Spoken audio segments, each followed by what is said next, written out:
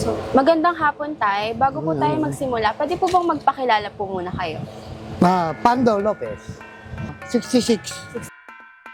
Kasi ang nanay tatay ko, manggagawa talaga. Manggagawa.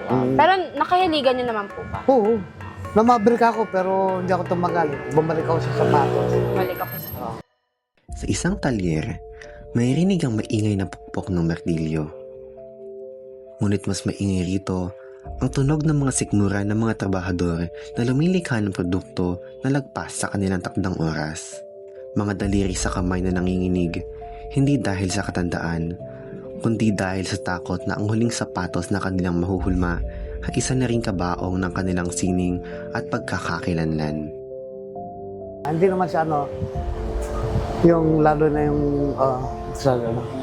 lalo na yung mga galing China. Magaganda gawan China, wala akong kaya lang, hindi siya quality. Okay. Sa likod ng mga marangyang eskaparate sa mga pasyalan, nagaganap ang isang tahimik na paglalamay. Habang ang ating mga paa ay mabilis na tumatakbo tungo sa mundong kontemporaryo. Unti-unting napupudpod ang ating mga sapatos. Magdating nga ng China, panahon ni Ramos, namatay na ang sapatos sa Marikit. Alam niyo kung bakit?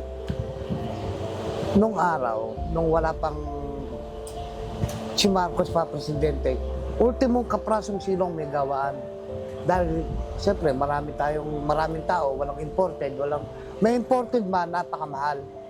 Dumating ang global market, inaprobahan ni Ramos sa pulnon.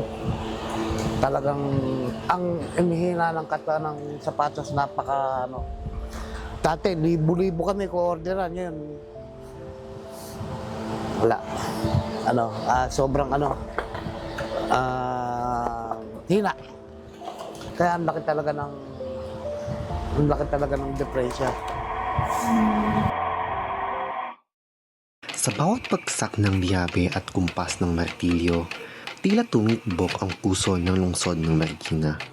Isang sining na hinubog ng pawis, dugo, at dantaong pangarap mula pa noong taong 1887 sa ilalim ng kamay ni Kapitan Moy. Mula sa pagiging dangal ng Asya na pumapangalawa lamang sa Hapon, nagbibigay buhay ang industriyang ito sa mahigit 300,000 nating kababayan. Ngunit sa paghampas ng unos ng liberalisasyon at pag-agos ng murang sapatos mula sa ibang bansa, ang dating 722 na rehistradong platero noong 1991 ay naging bulong na lamang ang natitirang 24 na kumpanya noong taong 2009. So, walang gusto magpatuloy. May eskwelahan may nagtuturo. Ano yung tinuturo? Ganito lang, pattern making. Yung paggawa. May nagtuturo ba? Talagang kung gustong matuto, yung talagang willing sila. Kung ang liberalisasyon ay isang teknolohiyang nagdulot ng pagguho, ang pagbangon ay mangangailangan ng panibagong uri ng teknolohiya. Hindi lamang ng makina, kundi ng kaalaman. Dito pumapasok ang Library and Information Science at ang lente ng Science, Technology and Society. Hindi bilang simpleng tagapag-ayos ng libro, kundi bilang arkitekto ng muling pagtatayo. Ang unang hakbang ay ang pag-iingat, ang karunungan ng sapatero, ang eksaktong timpla ng pandikit. Ang tamang anggulo ng paghuhulma ay nananatili lamang sa isip ng mga nakatatandang dalubhasa. Ang LIS sa pamamagitan ng Digital Archive gamit ang pamantayan ng metadata ay nagsisilbing tagapag-ingat. Ngunit ang pag-archive ay hindi simpleng technical na gawain. Ito ay gawaing panlipunan na nangangailangan ng pakikipagkapwa at paggalang sa mga sapaterong pinagmulan ng kaalaman. Ang ikalawang hakbang ay ang pag-access. Ang kaalamang naimbak ay walang silbi kung hindi ito mararating ng susunod na henerasyon. Dito pumapasok ang disenyo. hindi lamang teknikal, kundi kultura. Paano natin gagawing naaayon sa kultura ng mananapata ang teknolohiya? Ang STS ay nagtuturo na ang teknolohiya ay hindi neutral. Ito ay hinuhubog ng lipunan. At sa paglikha nito, may kapangyarihan tayong hubugin kung anong uri ng kinabukasan ang ating nais. Ang ikatlong hakbang ay ang pagbabagong buhay. Kung ang liberalisasyon ay nagdala ng murang sapatos, maaari bang gamitin natin ang teknolohiya upang muling iposisyon ang gawang marikina?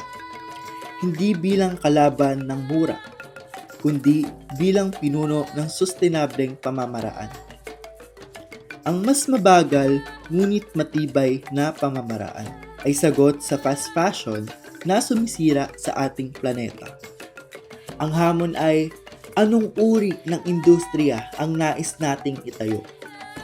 Isang industriyang nagbibigay dangal sa manggagawa, nakikiisa sa pandaigdigang kilusan para sa etikal at sustainableng produksyon.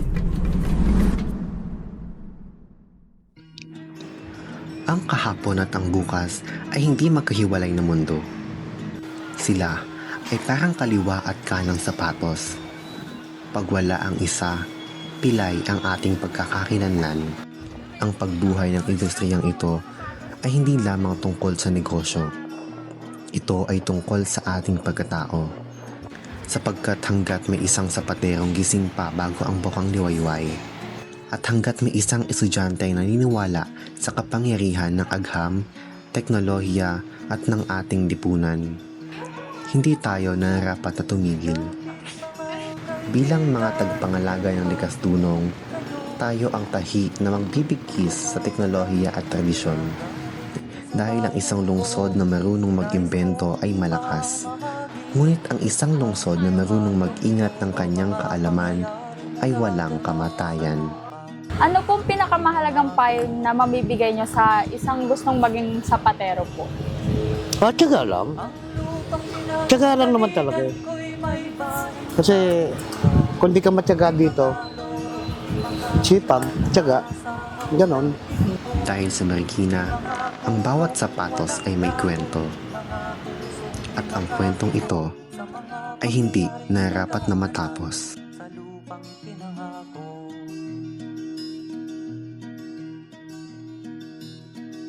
Mula nang makita ko ang lupang ito, nakita ko rin ang munting apoy sa puso ng tao. Ginatungan ng mga kabulukan hanggang sa lumago. Ngayon ang puso'y may takot sa lupang ipinangako.